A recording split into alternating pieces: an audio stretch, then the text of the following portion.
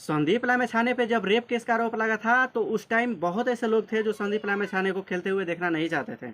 बहुत ऐसे खिलाड़ी थे जो संदीप लामिछाने से हाथ मिलाना नहीं चाहते थे। बहुत ऐसे लोग थे जो संदीप लामिछाने को भला बुरा कह रहे थे। और यहाँ तक कि कैन ने भी संदीप लामिछाने का साथ छोड़ दिया था और संदीप लामिछाने को कैप्टन से हटा दिया था और टीम से भी बाहर कर दिया था। और बहुत ऐसे मतलब कि लोग थे जो संदीप लामिछाने को रेफिस्ट घोषित कर रहे थे और यहाँ तक कि उनको उनके विरुद्ध में बोल रहे थे। मगर जब बात सामने आई, जब सच बात सामने आई, तब वही लोग आज संदीप लामिछाने का सपोर्ट कर रहे हैं। हाँ, संदीप लामिछाने पे जो रेप केस का आरोप लगा था, वो रेप केस कानूनी कोर्ट के अनुसार, यानी कि जो कोर्ट में साबित हुआ, वहाँ से संदीप लामिछाने निर्दोष साबित हुए। मगर फिर भी बहुत ऐसे लोग थे जो संदीप लामिछाने को कह रहे थे कि ये रेपिस्ट है और अभी भी मान नहीं रहे थे। मगर जिस लड़की ने संदीप लामिछाने पर रेप केस का आरोप लगाया था, आज वही लड़की ने, उसी लड़की ने ये बोला है कि संदीप लामिछाने निर्दोष हैं, उन पे मैंने केस किया मगर मेरा भी गलती नहीं है कि मैंने केस किया। आज वो भी ये सच सच बोल रही है कि हाँ, मैंने केस तो किया मगर अपने मर्जी से नहीं, किसी के दबाव में मैंने केस किया।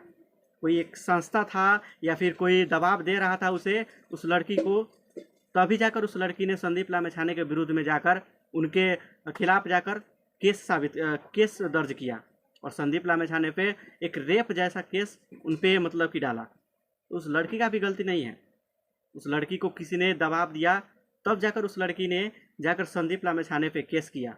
और बहुत ऐसे लोग थे जो उसे सच मान लिए थे और संदीप लामिछाने को रेपिस्ट घोषित किया गया था। मगर जो कानून है, चलो एक ठाव पे जाकर आपको मतलब कि न्याय नहीं मिला है तो आप आगे जाओ, वहाँ पे आपको ज़रूर न्याय मिलेगा और जो ये कानून है आपको न्याय देगा। और यही सही साबित हुआ और संदीप लामिछाने को चलो जहाँ पे न्याय मिलना चाहिए था वहाँ पे न्याय तो मिल गया। मगर फिर भी बहुत लोग ऐसे थे जो ये मतलब कि समझ रहे थे कि संदीप लामिछाने मतलब एक दोषी होकर वो बाहर हैं। मगर आज उन लोगों का जो मतलब कि मुंह है वो बंद हो चुका है। जो वो बोल रहे थे आज वो अपने आप पे शर्मिंदा करेंगे कि हमने संदीप लामिछाने को गलत क्यों समझा। क्योंकि जिस लड़की ने संदीप लामिछाने पर रेप केस का आरोप लगाया था, आज उसी ने बोला है कि वो गलत नहीं है, वो सही है, वो निर्दोष हैं। तब जाकर शायद उनका भी आँख खुलेगा, वो भी देखेंगे कि हाँ, वो सही था। और वो जब नेपाल के लिए खेल रहा है, नेपाल को पूरे वर्ल्ड में अपना मतलब कि पहचान करा रहा है, फिर भी उसे सपोर्ट नहीं कर रहे हो, तो ये एक दुख की बात है। और आप जैसे लोग जो किसी निर्दोष इंसान को इतना मतलब कि गलत बोल रहे हो, उनको मतलब कितना टॉर्चर कर रहे हो, तो उसके लाइफ पे, उसके करियर पे कितना ज़्यादा असर पड़ेगा आपको अब सोचना चाहिए।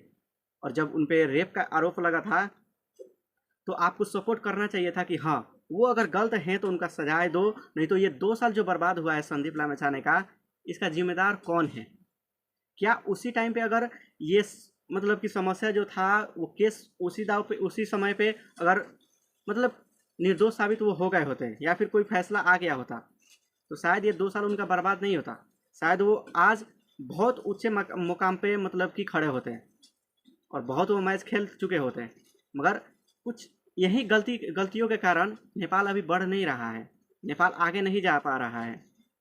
तो ये जो मतलब कि आरोप है, आप तो आरोप लगा दोगे, आप किसी के दबाव में आकर आरोप लगा रहे हो या फिर किसी को आप मतलब कि बिना गलती के आरोप पे केस कर रहे हो, उसका जो भविष्य है, जो उसका फ्यूचर है, वो खराब हो रहा है।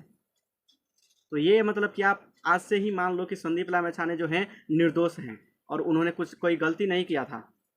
तो ये एक रेफिस्ट नहीं है, एक नेपाल के शान है और नेपाल को जो है वो पहचान कराते हैं और पूरे वर्ल्ड में नेपाल को चिन्हाते हैं कि हाँ, नेपाल भी है जो क्रिकेट खेलता है और नेपाल भी एक देश है जो क्रिकेट में किसी से कम नहीं है। और आने वाले समय में अगर उनको सपोर्ट मिले तो वो किसी से कम नहीं रहेंगे, किसी टीम को भी हरा सकते हैं। अगर उनको उतना सपोर्ट मिले, उतना फैसिलिटी मिले, तो वो किसी भी टीम को हरा सकते हैं, उनके पास उतना पावर है।